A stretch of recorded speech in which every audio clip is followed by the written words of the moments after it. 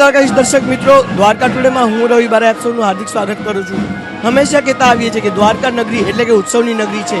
ઠાકોરજીના અનેક ઉત્સવો આખા વર્ષમાં ઉજવાતા હોય છે, ત્યારે આવતીકાલે જ્યારે જ્યેષ્ઠ અભિષેકનો ઉત્સવ દ્વારકાધીશ જગત મંદિરમાં ઉજવાશે, ત્યારે પૂજારી પરિવાર દ્વારા જે જલયાત્રા છે એનું આયોજન કરવામાં આવ્યું છે। મુરલીભાઈ, અનેક ઉત્સવો આપણે દ્વારકાધીશ જગત મંદિરમાં આપણે ઉજવાતા હોય છે, ઠાકોરજીને લાલ લડાવતા હોય છે। જ્યેષ્ઠ અભિષેકનો ખાસ ઉત્સવ અને અત્યારે જલયાત્રા છે, શું વિશેષ માહિતી છે આની? જય દ્વારકાધીશ।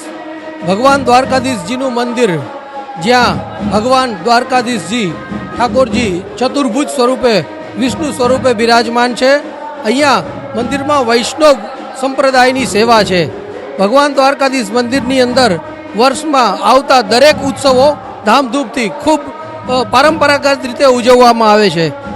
જ્યેષ્ઠ મહિનાની અંદર જ્યારે જ્યેષ્ઠા નક્ષત્ર હોય, એટલે કે ચતુર્દશી અને પૂર્ણિમા વચ્ચે જ્યારે જ્યેષ્ઠા નક્ષત્ર હોય, ત્યારે ભગવાન દ્વારકાધીશજીને જ્યેષ્ઠાભિષેક કરવામાં આવે છે।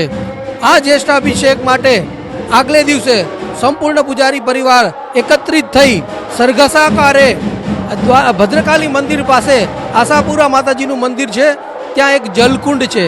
આ જલકુંડની અંદર તમામ તીર્થોનું આહવાન કરવામાં આવે છે અને ત્યારબાદ શાસ્ત્રોક્ત રીતે તેનું પૂજન કરી અને ચાંદીના વાસણોમાં આ જલ એકત્રિત કરવામાં આવે છે અને ફરીથી ભગવાન દ્વારકાધીશજીના મંદિરમાં બિરાજમાન કરવામાં આવે છે।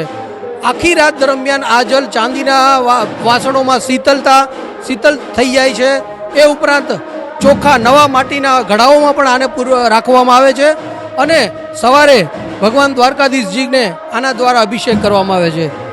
ઓમ 365 દિવસ ઠાકોરજીને અભિષેક તો ભીતરમાં થાય જ છે, પણ વર્ષમાં 2 દિવસ એટલે કે જ્યેષ્ઠાભિષેક અને જન્માષ્ટમીના દિવસે 2 દિવસ વૈષ્ણવો આના દર્શન કરી શકે છે। ભગવાન દ્વારકાધીશજીને ષોડશ પ્રચાર પૂજન હરરોજ થાય છે। એમાં ભગવાન દ્વારકાધીશજીને દૂધ, દહીં, ઘી, મધ, સાકર, કેસર, આમ્રફળ આ તમામ શુદ્ધ સામગ્રીઓથી ઠાકોરજીનો અભિષેક કરવામાં આવે છે અને જે ખુલ્લા પડદે અભિષેક થાય છે।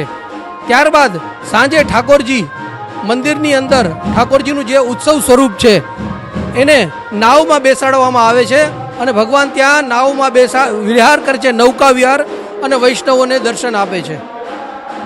તો દર્શકો, જ્યેષ્ઠ અભિષેકનો એક ખાસ વિશેષ મહિમા પૂજારીશ્રી દ્વારા આપણે બતાવવામાં આવ્યો। આવા જ એક્સક્લુઝિવ દ્વારકા જગત મંદિરના અને દ્વારકાને લગતા સમાચારો માટે જોતા રહો દ્વારકા ટુડે। Thank you. જય દ્વારકાધીશ।